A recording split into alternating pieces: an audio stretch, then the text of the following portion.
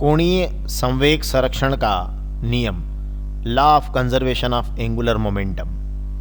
क्या है कोणीय संवेग संरक्षण का नियम? ये नियम निश्चित रूप से कहता होगा कि किसी निकाय का कोणीय संवेग संरक्षित रहता है, अर्थात कांस्टेंट रहता है, अर्थात बदलता नहीं है। परंतु किस स्थिति में नहीं बदलता है, यही इस नियम में बताया गया है कि यदि कणों के किसी निकाय पर आरोपित कुल बाह्य बल आघूर्ण शून्य हो, मतलब जो कणों का निकाय है उस पर अगर बल आघूर्ण शून्य होगा तो फिर उस निकाय का कुल कोणीय संवेग क्या रहेगा? संरक्षित रहेगा, अर्थात कांस्टेंट रहेगा, अर्थात अचर रहेगा।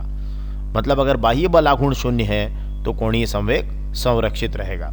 चलिए इसकी उत्पत्ति देख लेते हैं कि मान लीजिए घूर्णन करता हुआ कोई पिंड है या कोई वस्तु है और उसका कोणीय संवेग क्या है? J है। तो हम जो जानते हैं वो ये है कि किसी भी घूर्णन करते हुए किसी पिंड का जो कोणीय संवेग है उसमें परिवर्तन की दर जो है वो लगाए गए बाह्य बलाघूर्ण के बराबर होती है।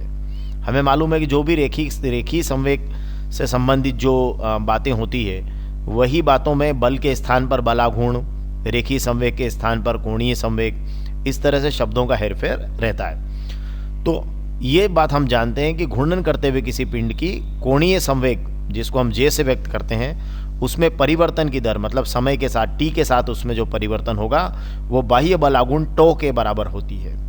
मतलब कोणीय संवेग में परिवर्तन की दर, अर्थात जो J में परिवर्तन की दर, कोणीय संवेग को J से व्यक्त करते हैं तो it is D D T of J या dJ अपॉन dt जैसा बोलते हैं। तो D D T of J मतलब कोणीय संवेग में परिवर्तन की दर लगाए गए बाह्य बलाघूर्ण अर्थात टो के बराबर होती है।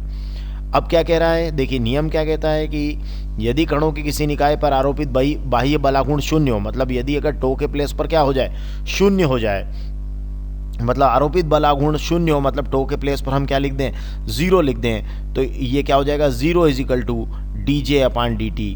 और यहाँ से ये पता चला है कि जो समय के साथ, देखिए समय के साथ, यहाँ देखिए समय के साथ कोणीय संवेग में परिवर्तन की दर क्या है? 0 है। इसका मतलब कोणीय संवेग क्या है? संरक्षित है। मतलब J क्या है? कांस्टेंट है, नियत है, संरक्षित है। तो इस तरीके से J जो है वो नियतांक हो जाता है। और यही हमारा क्या है? कोणीय संवेग संरक्षण का नियम है कि यदि कणों के किसी निकाय पर कोई बाह्य बलाघूर्ण 0 हो तो निकाय का कुल कोणीय संवेग नियत, कांस्टेंट अर्थात संरक्षित अर्थात अचर रहता है।